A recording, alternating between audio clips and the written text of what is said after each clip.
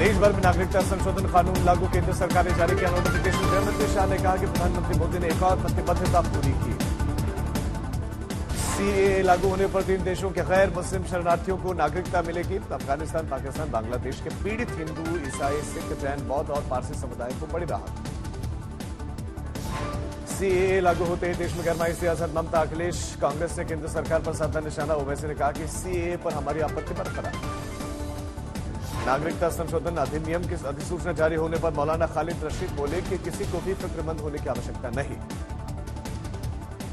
CAA लागू होने पर सीएम योगी ने जताई खुशी। मुख्यमंत्री योगी ने गृहमंत्री को धन्यवाद दिया। विपक्ष ने सीएए को ध्रुवीकरण बताया। कहा कि अधिसूचना का समय लोकसभा चुनाव में ध्रुवीकरण की मंशा को दर्शाता है। अरविंद केजरीवाल ने कहा कि सीएए को अधिसूचित करने का केंद्र का फैसला देश के खिलाफ। लोग लोकसभा चुनाव में इसका देंगे जवाब। सीएम स्टालिन ने कहा कि सीएए नियमों की अधिसूचना के जरिए प्रधानमंत्री मोदी अपने डूबते जहाज को उबारने का प्रयास कर रहे हैं। अखिलेश यादव ने कहा कि सीएए नियमों की अधिसूचना बीजेपी का मुद्दों से ध्यान भटकाने का एक खेल है। ममता बनर्जी ने कहा कि एनआरसी और सीएए के नाम पर लोगों को डिटेंशन कैंप में भेजा जाएगा तो विरोध करेंगे। और वहीं ओवैसी बोले कि सीएए विभाजनकारी, मुसलमानों को दोयम दर्जे का नागरिक बनाने की गोडसे की सोच पर आता है। अरुणाचल प्रदेश, नागालैंड, मिजोरम, मणिपुर के इनर लाइन परमिट वाले क्षेत्रों में नहीं लागू होगा सीएए। संविधान की 6वीं अनुसूची के तहत विशेष दर्जा प्राप्त राज्यों में, क्षेत्रों में ये छूट है। सीएए पर बीजेपी एमपी निशिकांत दुबे का बयान। कहा कि ये हिंदू मुसलमान का सवाल ही नहीं है। हमारा देश सेक्युलर है। 50 सालों से लोग यहां पर आए हैं और उनको नागरिकता तो देनी पड़ेगी।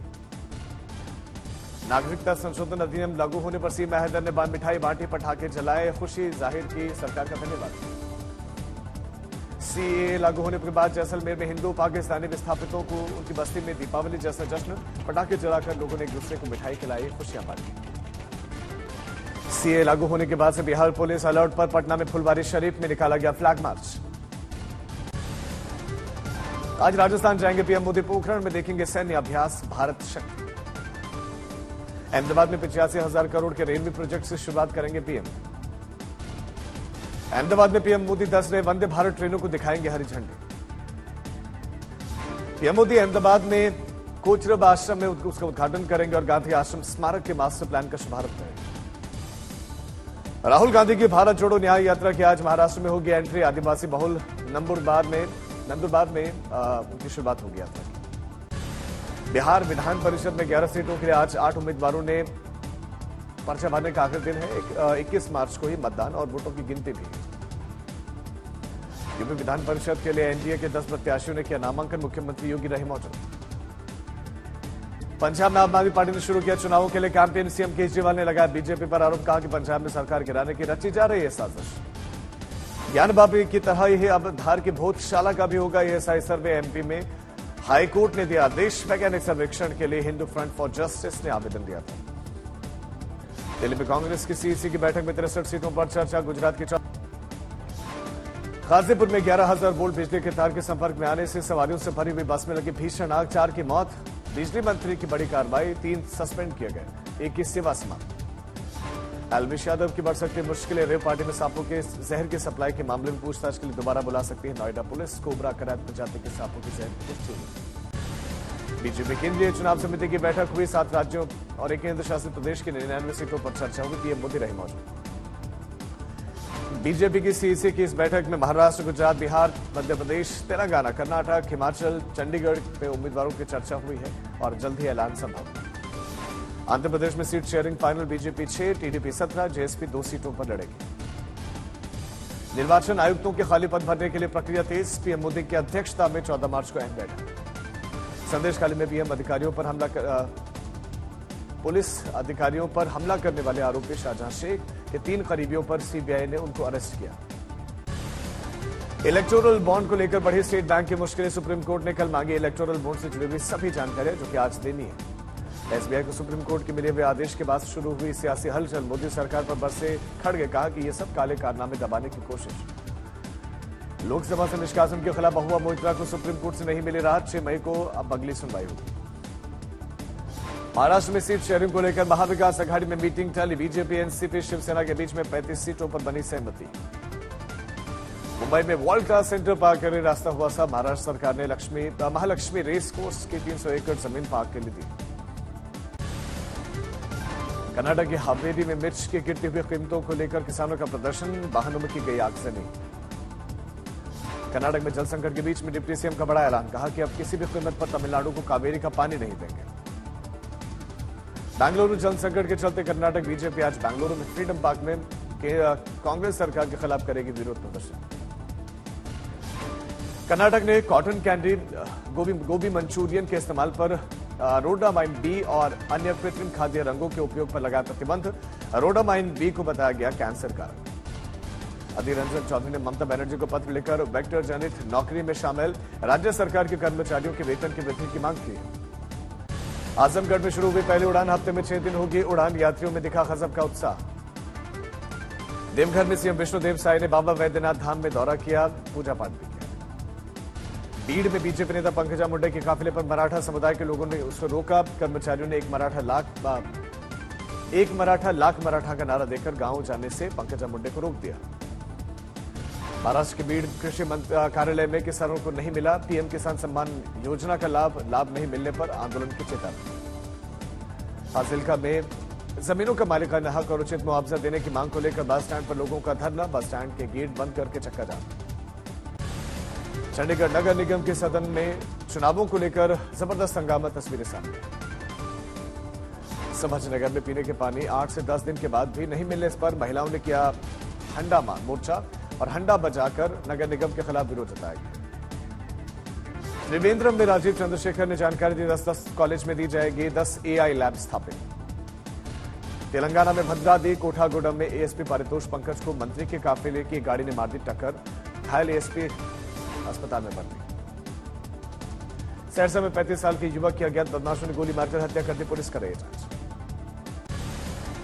दिल्ली में डबल मर्डर का दिल दहला देने वाला वीडियो आया सामने, 4 बदमाशों को पुलिस ने किया अरेस्ट। पटना में नवोदय विद्यालय शिक्षक की हत्या, जमीन विवाद को लेकर चचेरे भाइयों ने गोली मारकर वारदात को दिया अंजाम।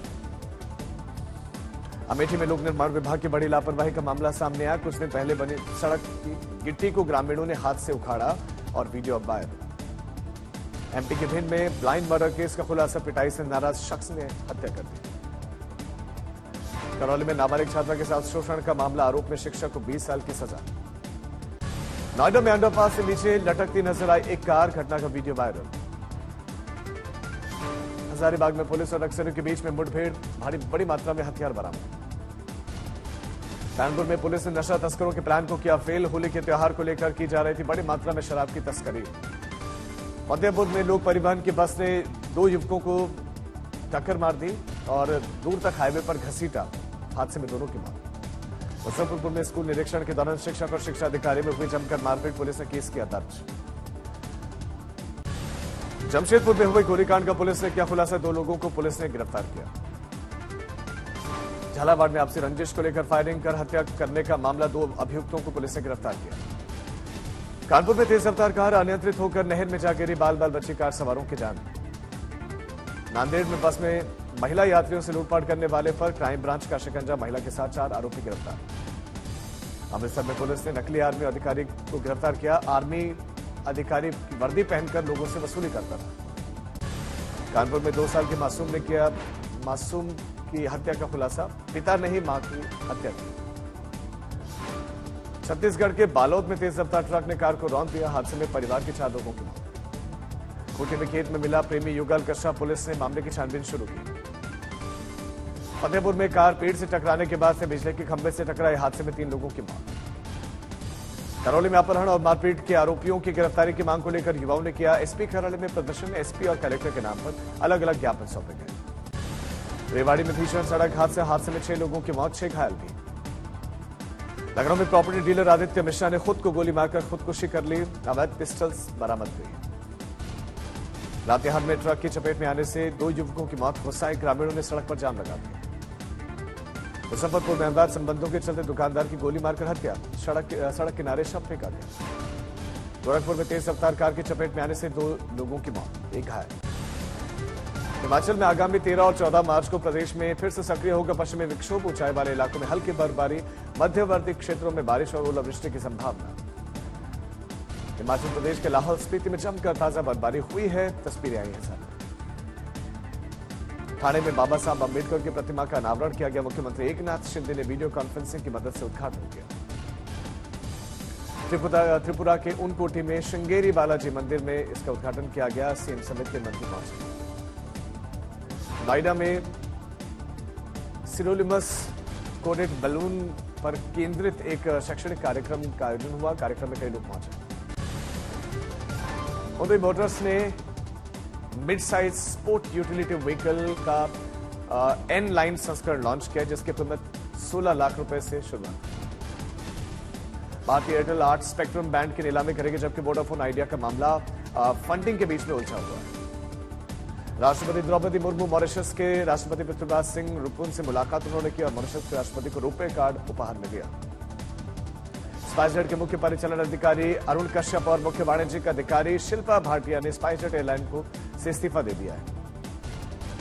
दिल्ली में सोने की कीमत 66,319 रुपए प्रति 10 ग्राम, वही चांदी की कीमत 75,600 रुपए।